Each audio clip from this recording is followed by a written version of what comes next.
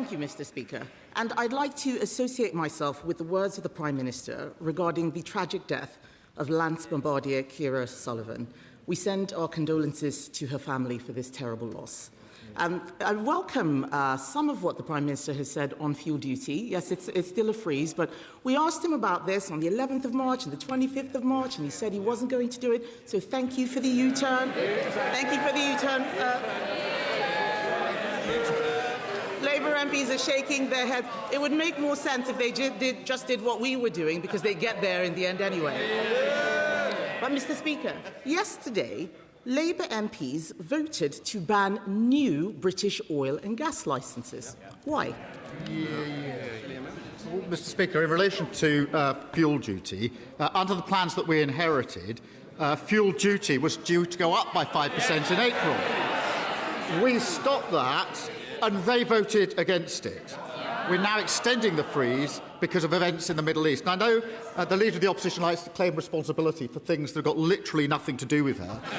In her mind, she won Eurovision on Saturday and scored the winning goal in the FA Cup final.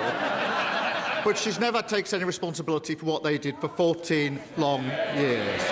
Mr. Speaker, in relation to oil and gas is coming out of the North Sea 24/7. It will play an important role for many years to come. We're supporting existing oil and gas fields throughout their lifespan. We made changes, actually, in November to allow neighbouring fields to be exploited. But families across the UK are fed up with their bills going up and down because of global conflict. The only way to take control is through renewables. Mr. Speaker, we've now consented renewables to power 23 million households. The Leader of the Opposition wants to stick with the old Tory energy policy, which is leaving households exposed to higher bills year after year.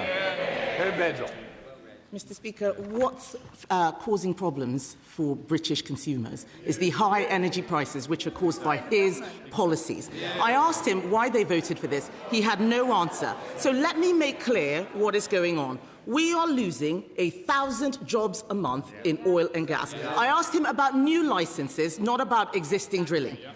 And then, late last night, Mr. Speaker, the government snuck out an announcement that it was removing sanctions on Russian oil.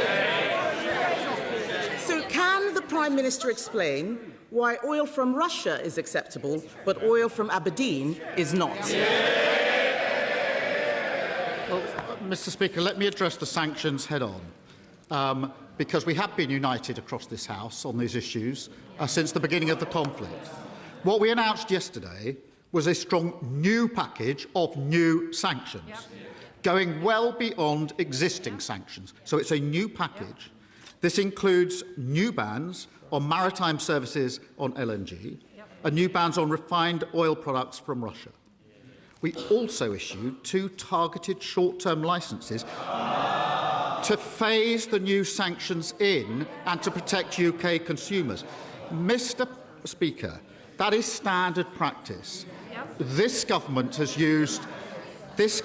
phased in sanctions in this way before, and the last government used exactly the same technique when they introduced sanctions. And when they did so, Mr. Speaker, we supported them because we could see the sanctions were the right thing to do to bear down on Russia. So these are new sanctions being phased in. This is not a question of lifting existing sanctions in any way whatsoever, and we will continue to work with our allies on further sanction packages. It's a very weak set of cheers from the MPs who are trying to get rid of him, could I just say. Mr. Speaker, he doesn't know what he is talking about. This level of processology is not going to get him out of these difficult answers, OK? Let me tell him what is going on. Labour are giving money to Russia. Reform are taking money from Russia. There's only one party that is standing up to Russia, and that is the Conservative Party. I cannot believe that he's actually saying that he's doing something good on the war in Ukraine.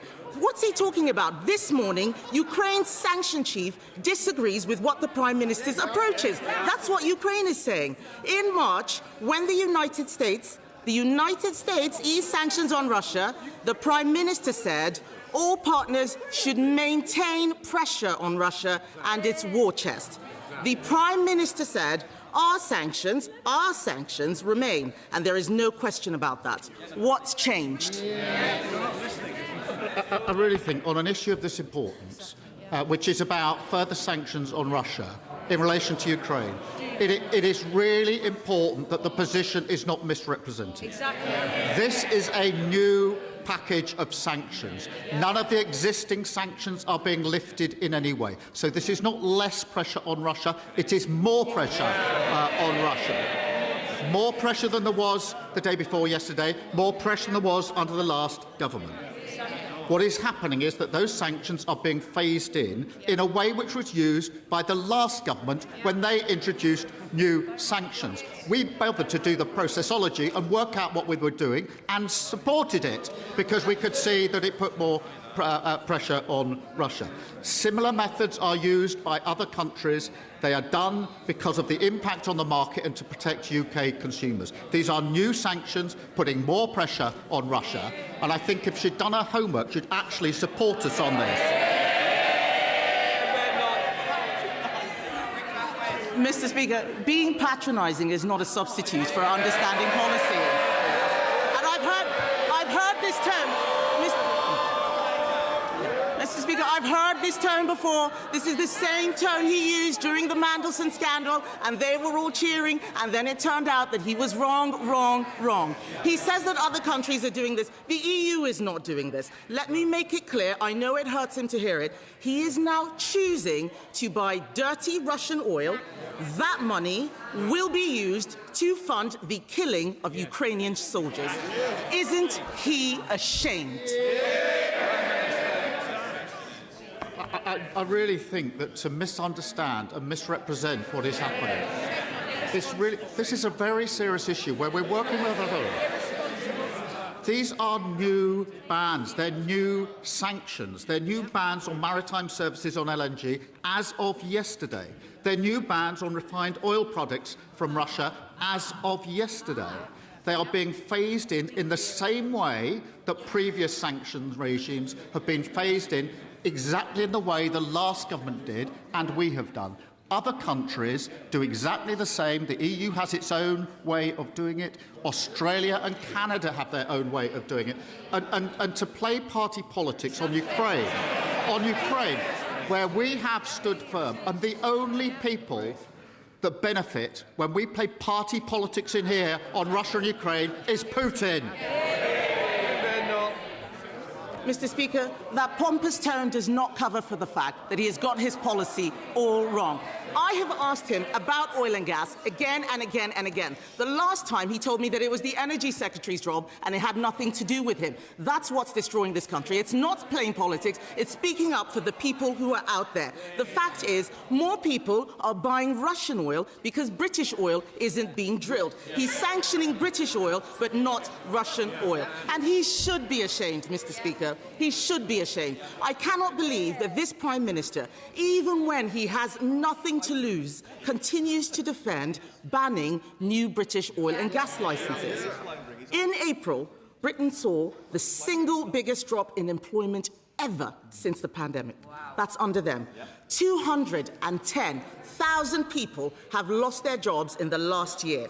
What he is doing is going to cost thousands more people their jobs, especially in cities like Aberdeen, which rely on oil and gas. So can he tell us, why is he doing everything to save his job and doing nothing to save other people's jobs? Mr. Speaker, there is drilling in the North Sea, and on her, she said there's no drilling in the North Sea. She said, going to have to refer herself to the Privileges Committee, Mr. Speaker.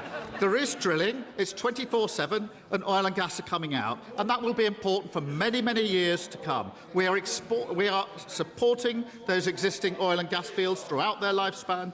We made changes in November to allow neighbouring fields to be exploited. But it is because we are on the international market that our prices of businesses and households go up every time there's an international conflict. We saw it with Ukraine, or we saw it with Iran, and people are fed up with a government the last government that didn't take control of their bills. We're taking control of their bills. The way to do that is through renewables, and that's what we're doing. Kemi Badenoch. Mr. Speaker, it gets worse and worse. He doesn't understand the policy. I am asking him about new oil and gas licences, which they voted against yesterday. If they had approved those licences for Jackdaw and Rosebank like we did, we would have that oil in this country now. We would. And just listen to him, and I wonder if he is okay. He is so deep in the bunker, Mr. Speaker. He's importing sanctioned Russian oil. He's nationalising steel. He's imposing price controls in the supermarket. It's like the Soviets won. This country needs a government that has got its act together, Mr. Speaker. Instead, what we have is a Prime Minister hanging by a thread, fake support from his backbenchers, too scared to take difficult decisions, losing his moral compass by backsliding on Ukraine. Yes, he is. Mr. Speaker, look, the shakes of their head are so feeble. It's so feeble. He has got... They can... It's absolutely laughable, Mr. Speaker. It's absolutely laughable. Yesterday, we saw them huddled in the corridors talking about Andy Burnham and West Streeting.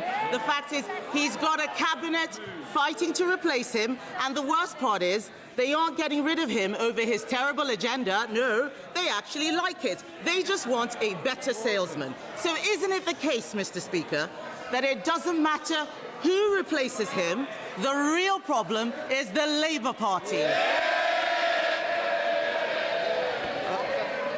Mr. Speaker. I think not, Prime Minister. Mr. Speaker, look, a lot's been happening in recent days, so she may have overlooked the fact that last week the ONS announced we got the fastest growing economy in the G7. Last week we had the biggest fall in NHS waiting lists for 17 years. Today inflation's come down more than expected. And Mr. Speaker, if you'd offered me that and Arsenal becoming Premier League champions, I'd take it every day of the week.